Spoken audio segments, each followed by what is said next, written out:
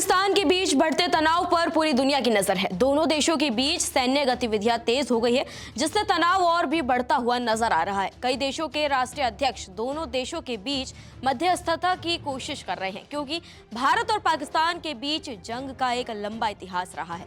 चिंता की बात यह है कि दोनों ही देशों के पास परमाणु हथियार हैं। भारत की परमाणु नीति नो फर्स्ट यूज रही है, जिसका मतलब है कि भारत किसी भी स्थिति में पहले परमाणु हमले की शुरुआत नहीं करेगा।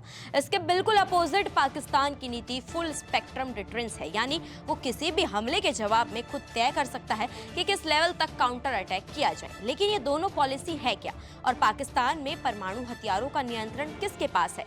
इन सवालों का जवाब हम आपको इस वीडियो में देंगे। पहले बात करते हैं पाकिस्तान की परमाणु नीति पर। पाकिस्तान में परमाणु हथियारों का नियंत्रण पहले सेना के पास था और इसकी निगरानी के लिए कोई स्पष्ट ढांचा नहीं था। लेकिन बाद में 2000 में नेशनल कमांड अथॉरिटी का गठन किया गया, जो 10 सदस्यों की कमेटी है, जिसमें राष्ट्रपति, प्रधानमंत्री, रक्षा मंत्री और आर्मी जनरल शामिल होते हैं।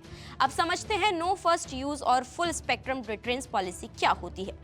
बता दें, नो फर्स्ट यूज पॉलिसी का मतलब है कि कोई देश पहले परमाणु हमला नहीं करेगा। भारत की ये नीति युद्ध को टालने और इसके प्रभाव को कम करने के लिए बनाई गई है। ये नीति भारत की वैश्विक छवि को शांतिप्रिय राष्ट्र के रूप में स्थापित करने में मदद करती है।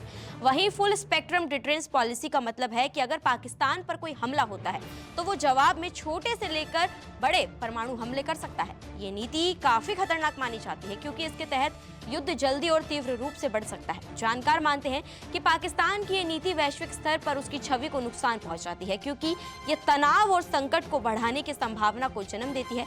हालांकि किसी भी परमाणु हथियार का इस्तेमाल बहुत सोच समझकर किया जाता है, क्योंकि इसका खतरा न केवल उस देश बल्कि पूरी दुनिया के लिए हो सकता है। संयुक्त राष्ट्र को नीति के अनुसार परमाणु हमला वैश्विक युद्ध का कारण बन सकता है और किसी भी देश द्वारा ऐसा हमला पूरी दुनिया को प्रभावित कर सकता है।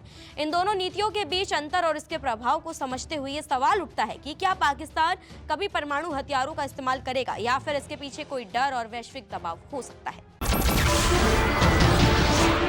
नमस्कार, मैं हूं मानक गुप्ता। अगर आपको हमारा ये वीडियो पसंद आया हो तो इसे लाइक और शेयर जरूर करें, और हाँ, हमें सब्सक्राइब और फॉलो करना ना भूलें, ताकि आप देश और दुनिया की कोई खबर मिस ना करें। तो जुड़े रहिए हमारे साथ और देखते रहिए न्यूज़ 24।